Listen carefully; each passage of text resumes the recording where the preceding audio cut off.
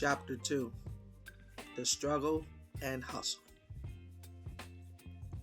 I started as a freshman at Dunbar Vocational High School, which was considered to be a vocational branch of another school once upon a time. We started to get some notice from some of the surrounding housing projects in the area. I often would hang out with family members and close associates who lived in the housing projects at the buildings. I became very familiar with what life was like living in the buildings.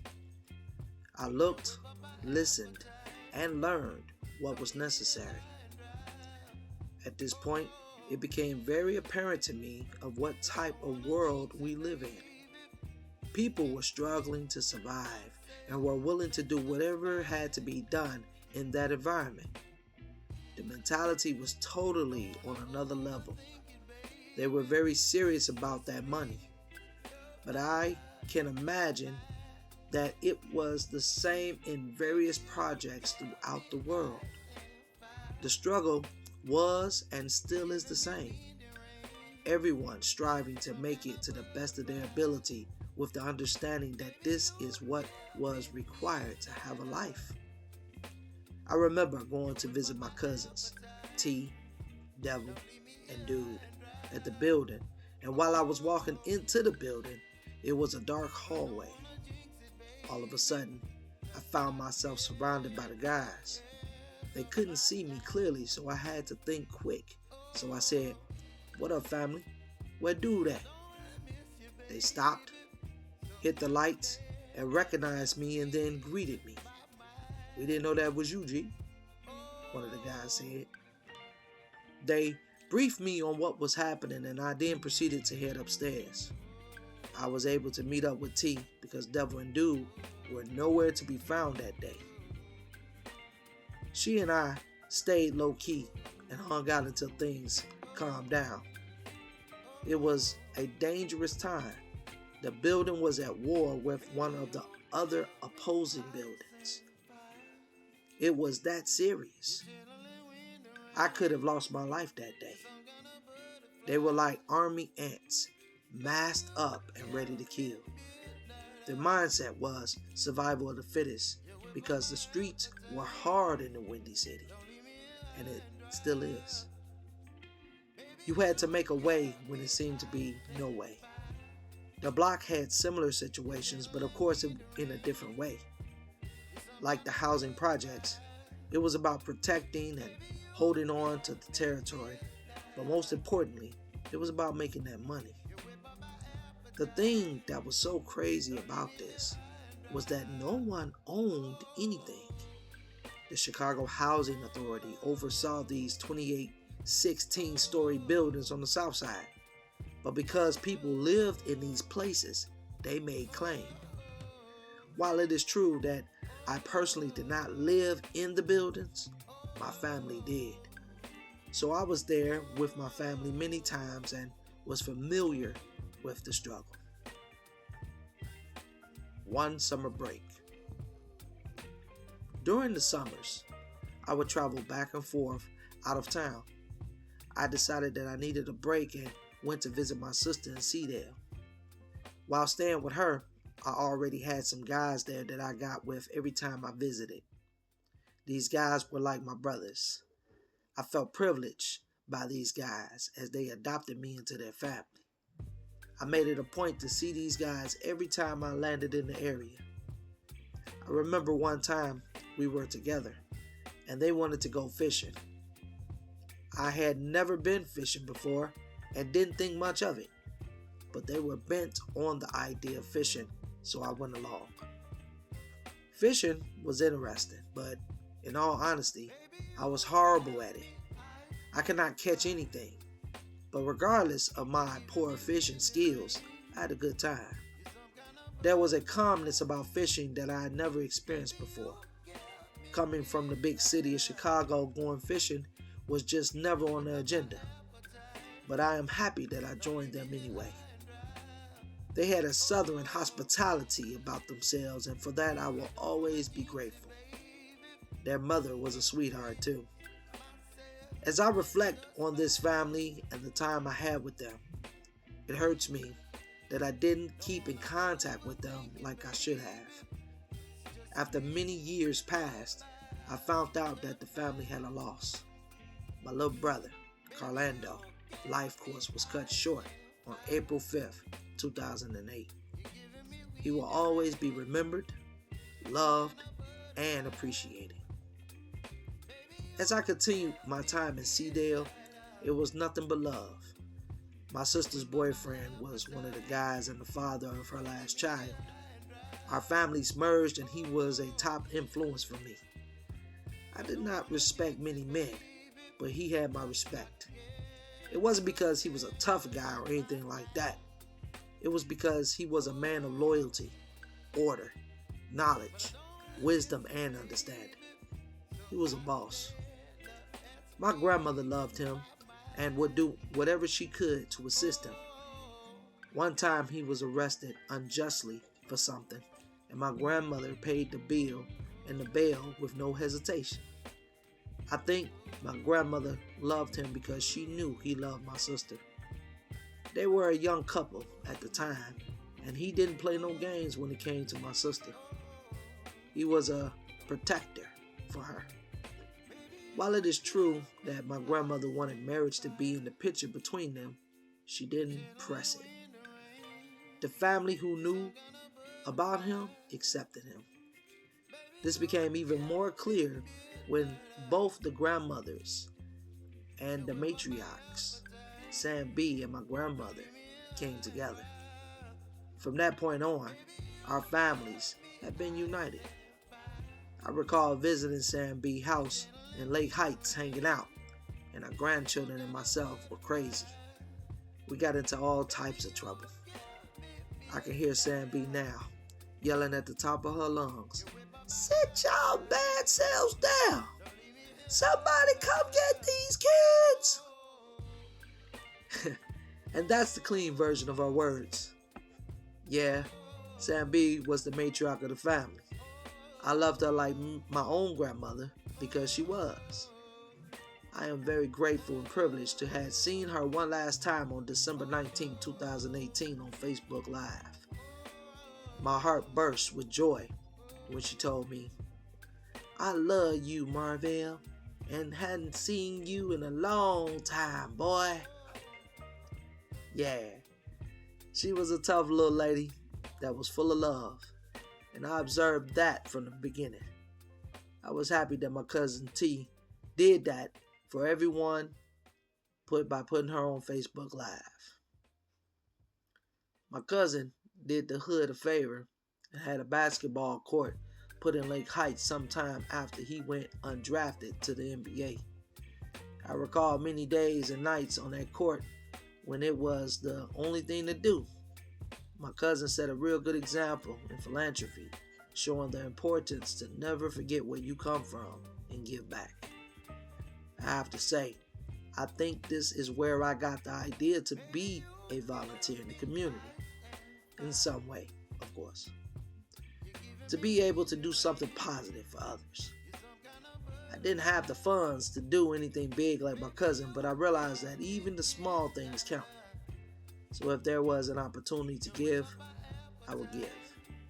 Aid and assist was the right thing to do. I really enjoyed my summers at Lake Heights. Visiting my sister at this time in my life was the highlight. This place became like my second home, and everyone there was like family to me.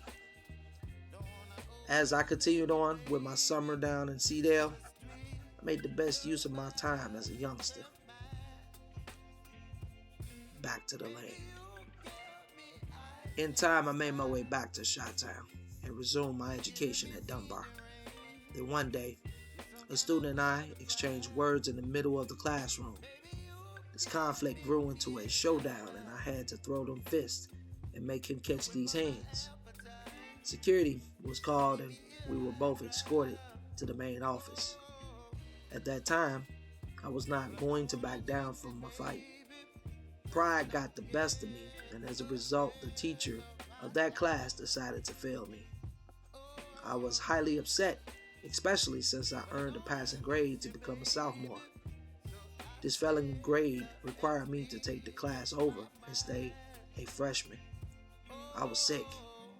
My mother was very disappointed, but she had a solution for my problem.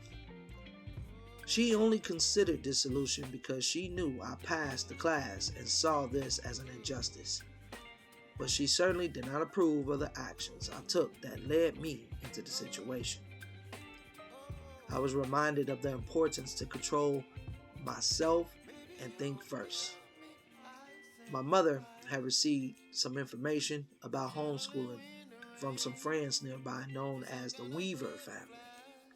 My mother told me that in order for me to move forward, I would have to be homeschooled. I didn't fully understand this, but I was willing to give it a try. So, I was enrolled into the International Correspondence High School, which later became Penn Foster, located in Scranton, Pennsylvania.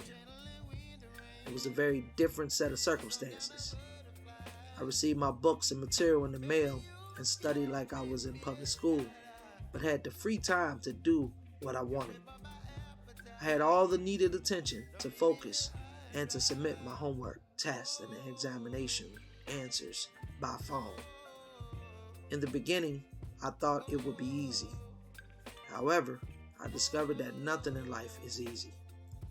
It was hard work and something I learned to appreciate later.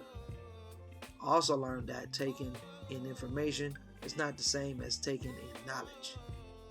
At the time, I didn't know it, but the perception of homeschooling was viewed as something only the white rich kids did. My mother fought to get me through high school by keeping me motivated to get my high school diploma. I hated to study and would rather play basketball. However, she helped me to see how important it is to have a support system. So the main lesson here is to get the desired results you want in the end and use the system to succeed. Overall, I graduated on May 6, 2000 and received my accredited high school diploma and class ring before my peers did in public high school. Modern homeschool of children in the United States started back in the 1970s.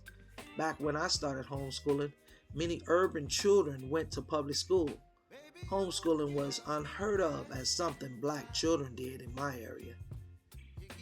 PBS NewsHour did a report that stated the number of black children in homeschool has doubled from 103,000 to about 220,000. It appears that my mother was on to something. After graduating high school, I was able to convince my grandmother to allow me to live in her basement apartment. It was at this time that I felt that I needed my own space. I had a sit down with my grandmother and we talked about this as an option. After the discussion, shockingly, she agreed. So I moved into a basement apartment. My mother didn't agree with my grandmother's decision, but it wasn't her decision to make. I learned early on that it was very important to talk with the decision maker. However, as I think about this now, I see this is where the immaturity of a young 18-year-old person comes into play. I wasn't ready for certain responsibilities yet. I believe this is where the side effects of not having the father-son training show itself. Having a father in the family should never be underestimated. It is an absolute requirement. I didn't think about what was required, the challenges, the cost, or what it meant to have my own place.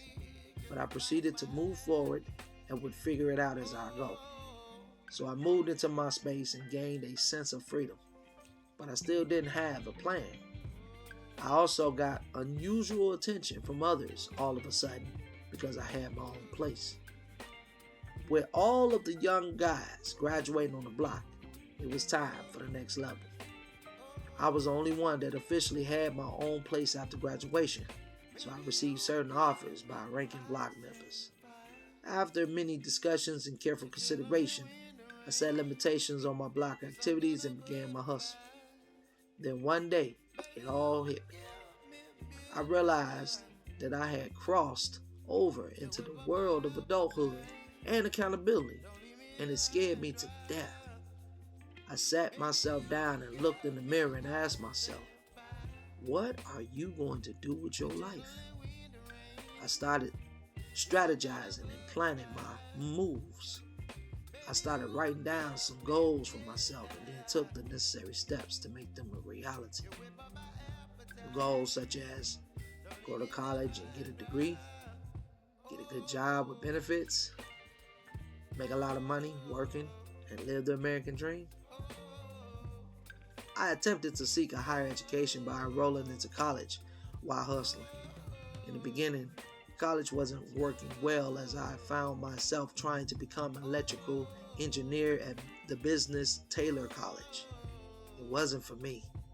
So I decided to transfer to the International Academy of Merchandise and Design for a degree in graphic design. Everything was going well, and I was heading in the right direction, getting good grades. I thought I had finally figured out what I was going to do with my life. In addition, I came across a music studio at the college. I saw what the engineers and the producers do when it came to music. I almost changed my major, but I decided to stick with my present major. However, I spent much time in the studio when I had the chance and learned a lot of what it took when it came to the background and making music.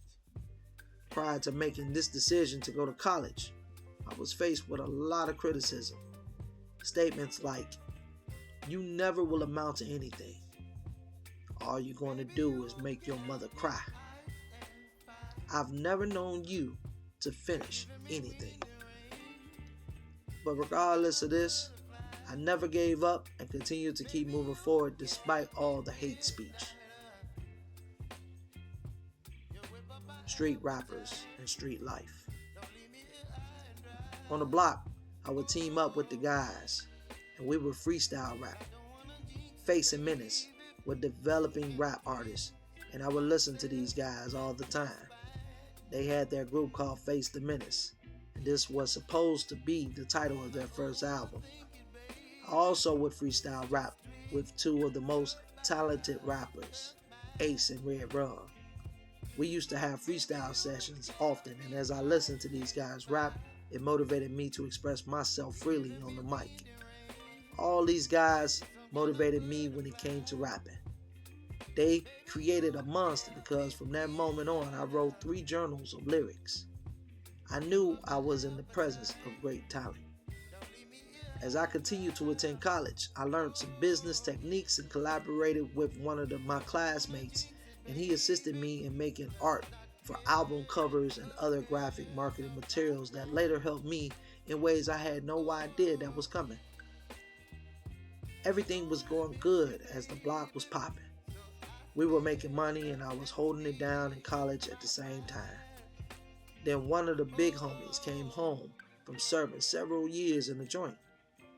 We were happy he was home and it was a cause for celebration. But then the environment started to change. I had heard word that something big was in the works, but I kept moving forward with my business because it had nothing to do with me or my guys, or so I thought. I had taken a trip back to Seedale to visit and meet with my guys and my cousins. On this trip, I teamed up with one of my cousins who is named after my uncle. He introduced me to his guys, and it was all good. They were the thing known in the town. They were an interesting group of individuals to me as they were scream out PRS. That was their chant. Everyone knew who they were because they also were street rappers. Some of these guys were real young, but they were focused and determined to make the rap thing work. They had some real music, and they were very talented. And there was no doubt in my mind that they had what it took to be noticed by a label. However, after many years, I discovered that some of them went to the independent route and is doing big things today.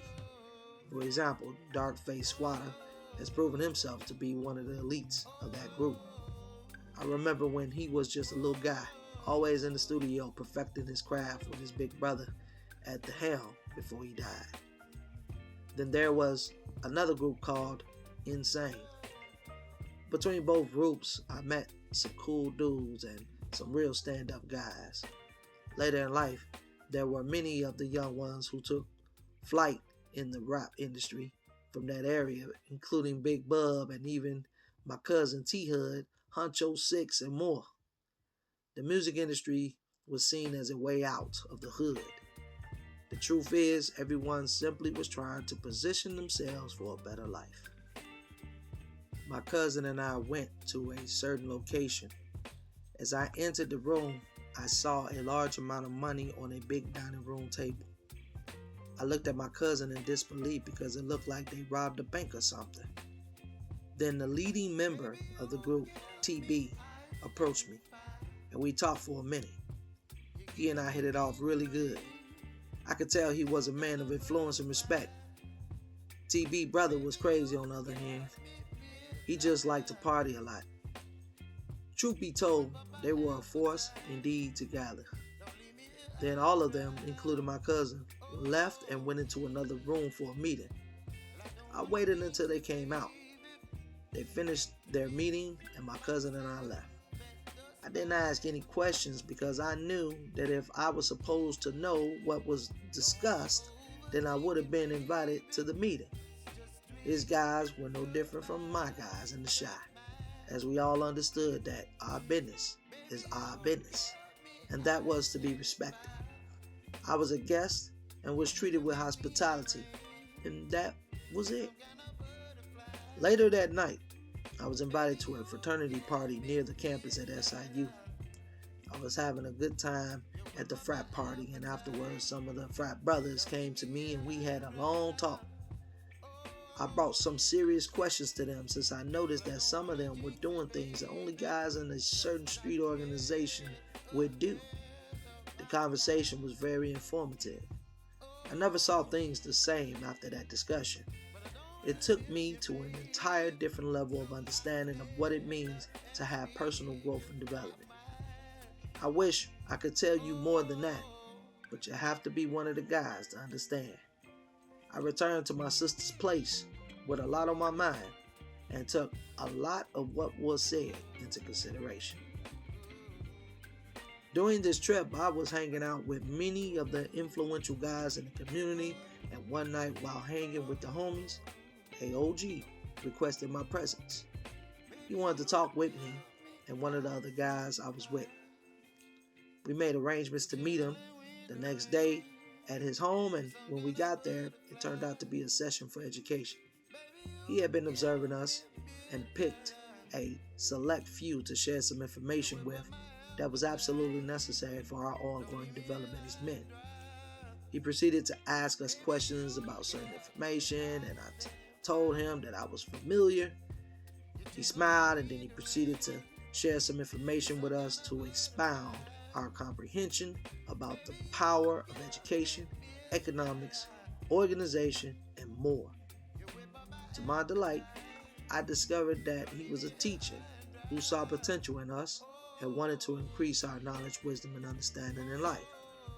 He later told me he knew who I was based on being related to Spot. After that meeting, I realized that I was given a clear vision on the reality I faced every day as a young black man. This added to my understanding and increased the importance of organizational structure of a new concept.